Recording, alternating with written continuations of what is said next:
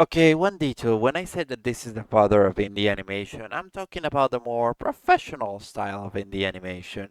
That means with a company behind and all, the more modern style. Because if we're being really serious, the real father of indie animation for me is Madness Combat. So, just to clarify that, we're talking about the most current indie animation. So, yeah, that. I haven't got a donation or a sub for an hour.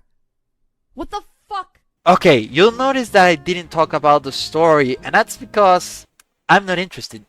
I mean, it's not bad, but I don't feel like it hooks you. What interests me is the characters in the story, not the story itself. I want to see how the characters react to the events, not the events itself. That's the problem. Look, Five Nights at Freddy's may have a confusing and disastrous story, but despite everything, it hooks you. Half of the people don't know what happened after FNAF 3, but everyone knows about the Afton family, what happened to Michael Afton. I mean, everyone has a notion of the lore of FNAF, of what happens, even if half of it is outdated information. But the same doesn't happen with Murder Drones. Except for the fans, the most casual public doesn't understand what's going on. Even many of my viewers claim that they had to watch a video to understand the plot. If FNAF showed us anything, it's that even if your plot is a mess, if you manage to hook the public interest, they will at least have a notion of it. And it's not exactly bad. The story behind the murder drones, the absolute sober, the relationship with Sin, but the way it's presented doesn't make me interested. I mean, there's a reason why a big portion of the fandom is interested in the ships and not in the mysteries. You might be wondering why I compare this series so much with FNAF, and that's very simple. They have practically the same way of telling the story,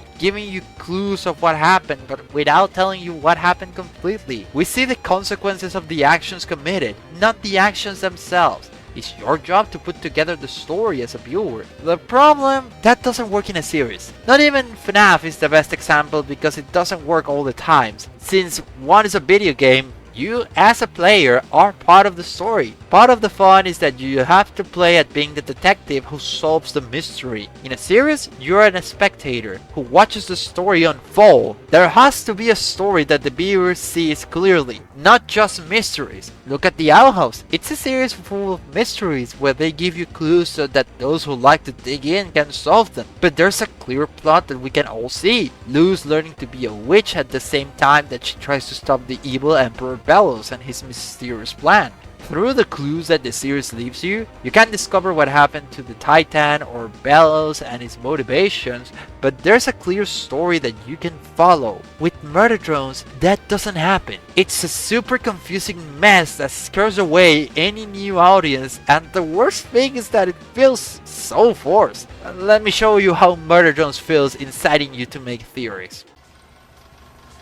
Go on and make theories.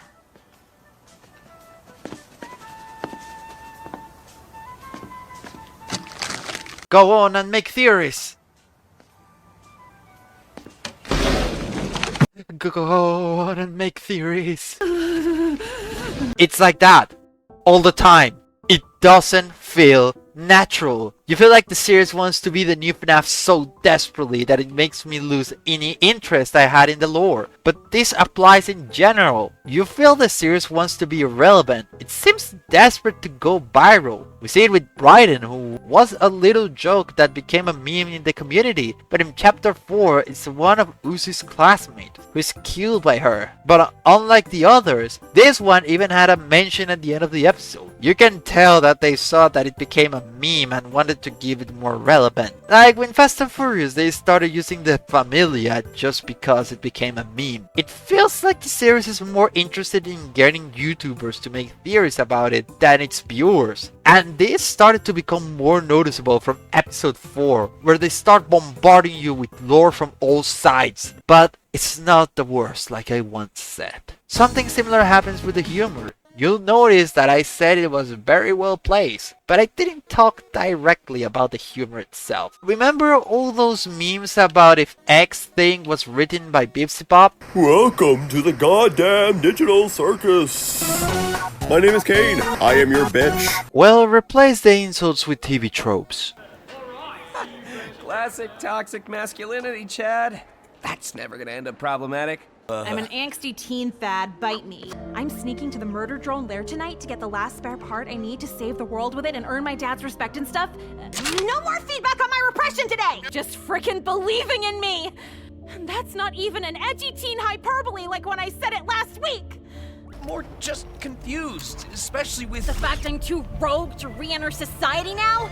I can never return. the recent disappearances. My crazed ramblings! Stay out of my frickin' room!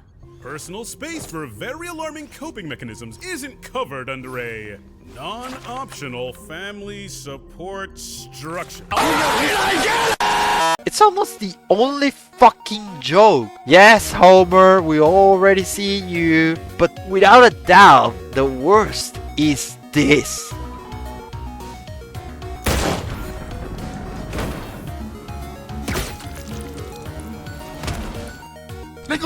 Just like insults are not jokes, killing someone is not a joke. As I said in the analysis of episode 4, in Super Jail, each episode starts with a criminal called Jackknife who often kills someone for comedy's sake. Jack kills people all the time, but in Super Jail, the jokes work because that is a part of the joke, not the joke. The joke is that Jackknife kills people to then receive a punishment from Jailbug, which beats the shit out of him. That's the joke, not that haha Jackknife kills someone. The Super Jail joke was thought out. This one was not. This is the same as this. No, making fun of tropes and cliches doesn't automatically make you good, especially when you yourself are going to fall into several of those tropes. Remember how in episode 1 the series made it very clear that the drones did not kill the humans? It's not like we revolted and killed all humans or anything. Mostly because they handled that just fine all by themselves. As they made fun of that cliche of movies like Terminator? Well, guess what? Sin extinguished humanity using an army of killer robots.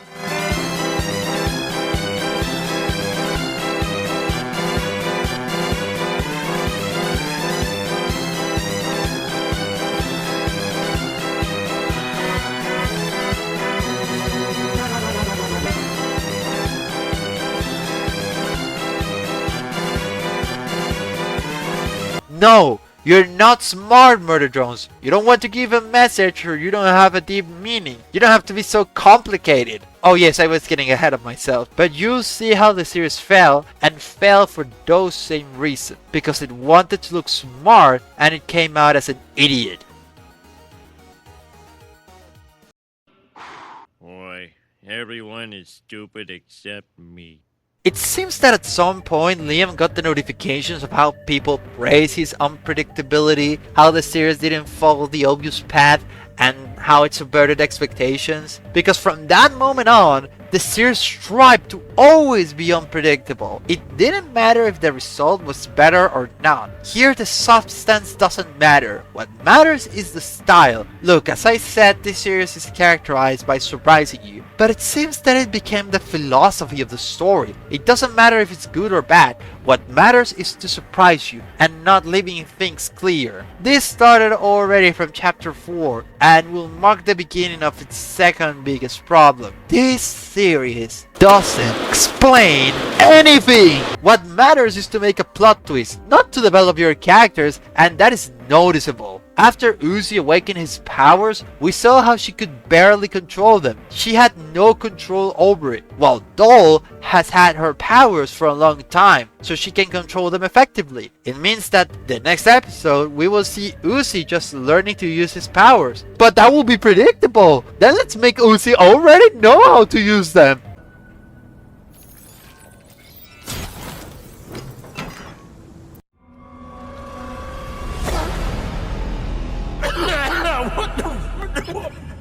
Yes, Uzi went from breaking glasses without being able to control herself to becoming a master solver.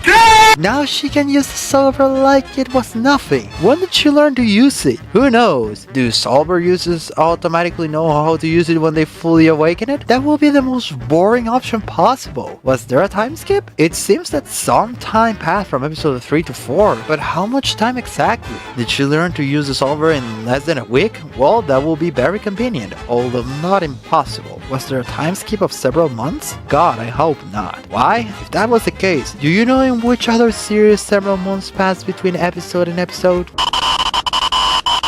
This is what I mean. To be unpredictable, it generates a big doubt that in the future, it will turn Uzi into a Mary Sue. But there is an episode that is the epitome of everything bad about the series. Episode 5, Home, is the worst episode of all. At this point, we all wanted to see what happened in the past. A flashback to know the events of the mansion. We all wanted to see the story of N and B, how their life was and what happened to them. But that will be somewhat predictable, and remember, we're super smart and we do plot twists. Instead of a flashback, they give us modified memories. Like when a character travels in time and alters the past. What we were most interested in was knowing what happened in the past. But thanks to Uzi's intervention, what we see are events caused by his actions. Some things could not have happened without his intervention, so we do not know what actually happened. But it's not just that. The episode that should have given development to the other two protagonists literally took away the personality of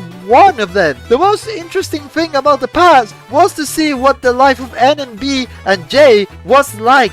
But here, we are already observing the moment when everything was ruined. And I don't care. I don't care that B has become a monster because I haven't had time to get attached to her character. I don't know her. I don't know what she was like before. What her personality was like. What her relationship with Ed was like. I mean, they had a crush, but what else? This series never develops its characters, except for Uzi, but we'll get to that. We finally have an episode to give development to the characters, and you wasted making jokes that break the tension? Jump scare. Grab. Dark X Wolf 17! No!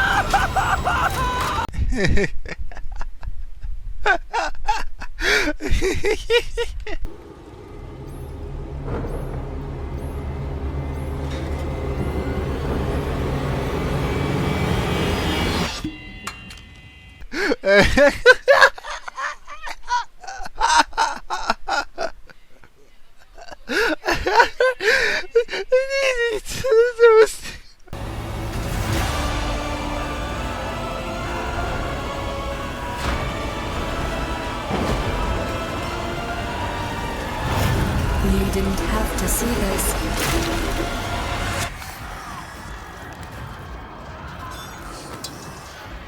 Son of a... Come on, Solver of the absolute fabric, get a grip. Tantrum.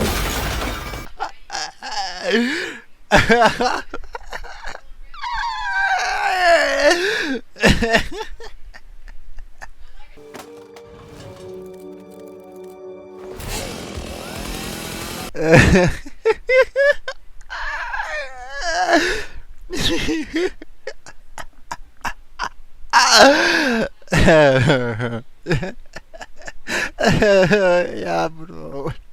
Which, in fact, this episode is the one that handles humor the worst. And it has the best humor in the entire series, but it breaks the tension at all times. This is, for me, the biggest problem of the series. Being unpredictable doesn't automatically make you good. There's a reason why tropes and cliches exist, and it's because sometimes they are the best option. It doesn't matter if your story is not original, if it's well executed. But this series always tries to surprise you, and it gets tiring. Stop trying to subvert my expectation and give me a fucking normal flashback or training episode. An example of this is when Anne stands up to be in episode 4, which was unexpected, and at first it was good, since he's an innocent and pure character taking a more mature attitude, standing up for himself and not letting himself be mistreated. But when you remember that Jay stepped on him, tortured him, and even after that, he shows that he still has respect for Jay,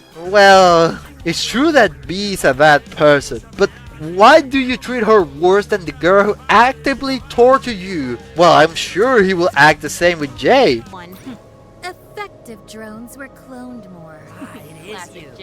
This series is so inconsistent. It doesn't give development to its characters, but sometimes it does, but then it goes backwards, then it advances. This also affects the world building, because if that's how they treat character development, how do you think they'll treat their world? I mean, we know that the Zelda has a characteristic symbol. Why? Why not? Why are there pentagrams in Tessa's room? Why not? Why is there a crucified drone? Why not? If Sin crucified, why did she do it if that could have given away her plans? Why not? Why do drones seem to have no sense of survival? Why not? If drones doesn't care about being killed, why does Doll want to avenge her mother? Why not? By the way, Doll, who carried half of the series on her shoulders before Sin's arrival, like Uzi, wants revenge on the murder drones for killing her mother. But then we see how the drones have no regards for their lives or their companions. Let's see, serious, choose. The drones are idiots who died to make comedy, or should I care about their lives? You can't pick both. I can't care that Doll's mother died if you kill them for fun in every moment. So the development of her world and her characters is decent at best. What is needed to make this worse? I have it.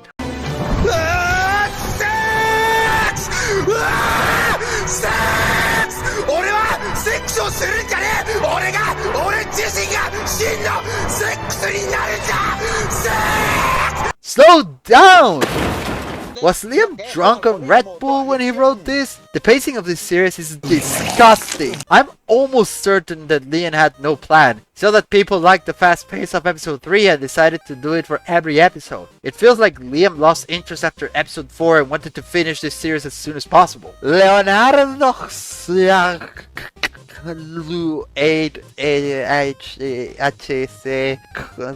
and I'm not even gonna try to pronounce that right. Comments. I never get tired of saying it. Murder Drones is a series with a creator who seems to have run out of desires to do it halfway through, and with an ending that seems to have been made by a fan who watched the series only for the ships and the soundtrack. The pacing of this series is atrocious. It goes 1,000 miles per hour. It doesn't stop at any moment. For comparison, the Digital Circus has 6 main characters, and you feel that each one has a moment to shine. Murder Drones has 3 main characters, and you feel that it's overloaded with characters.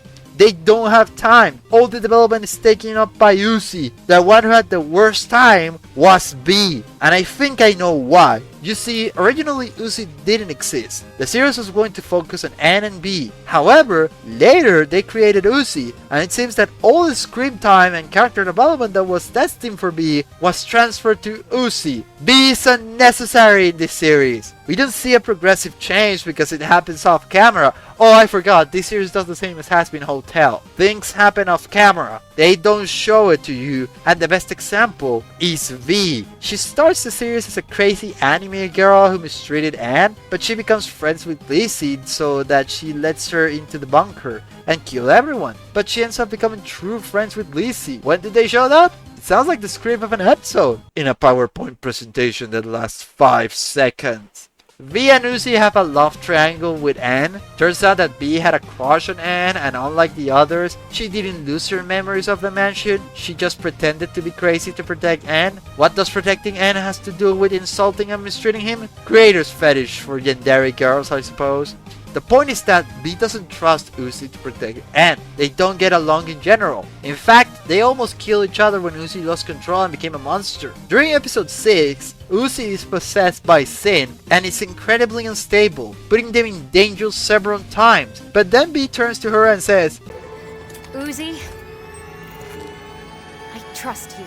why? When did they become friends? When did they have development together? Who cares? Next plot twist. The whole episode 6 proved that Uzi is unreliable. But now it turns out that B trusts her? They don't have time. The show is so convinced that its confusing lore is the most important thing. It's like when Lucasfilm thought that Rey was their most valuable asset. I don't care about the lore. I want to see the characters. But the show is going so fast, I can't even appreciate the lore, honestly. It seems like they heard that the Digital Circus was only going to last 9 episodes and said, oh yeah? Well, I'm finished my show in 8 episodes. Seems like Liam took a 2-season script and compressed it into 8 episodes. I wonder who else did that. So we have confusing lore, a story that doesn't explain anything to you, lack of character development, an inconsistent world, and pace that goes at light speed, the perfect recipe for disaster. A running train at full speed that will crash in one of the worst